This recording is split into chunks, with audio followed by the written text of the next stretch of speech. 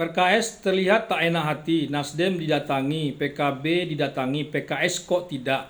Padahal Prabowo sudah diundang, bahkan seluruh ketum partai, kata PKS juga sudah diundang.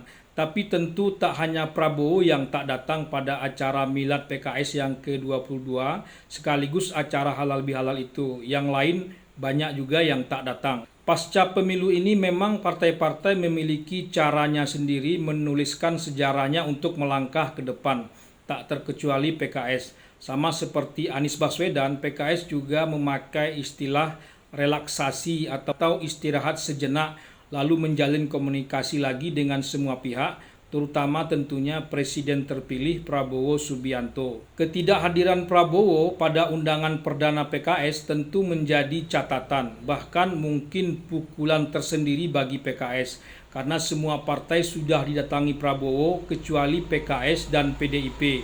Kalau PDIP memang belum mau didatangi. Istilah Ahmad Basarah, politisi senior PDIP, proposal pertemuan itu harus jelas, tak bisa asal pertemuan saja. PKS mengaku siap berada di luar atau di dalam pemerintahan. Pengalaman 10 tahun berada di dalam dan 10 tahun berada di luar pemerintahan adalah bukti. Tapi siapa sebetulnya yang memutuskan dalam suatu partai itu akan berada di luar atau di dalam pemerintahan? Partai itu sendiri atau ada pihak lain? Makanya menjalin hubungan yang baik dengan presiden terpilih itu adalah penting. PKS juga mengaku bahwa saat berada di luar pemerintahan, PKS punya hubungan yang baik dengan Presiden Jokowi. Ini mungkin publik yang banyak tidak tahu, termasuk kader PKS sendiri, bahwa petinggi PKS dan Presiden Jokowi itu katanya berhubungan sangat baik.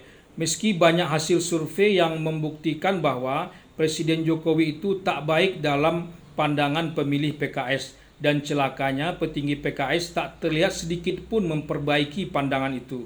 Dengan Prabowo, kalau sudah dilantik nanti, mestinya tak sama dengan Presiden Jokowi. PKS punya sejarah panjang dengan Prabowo.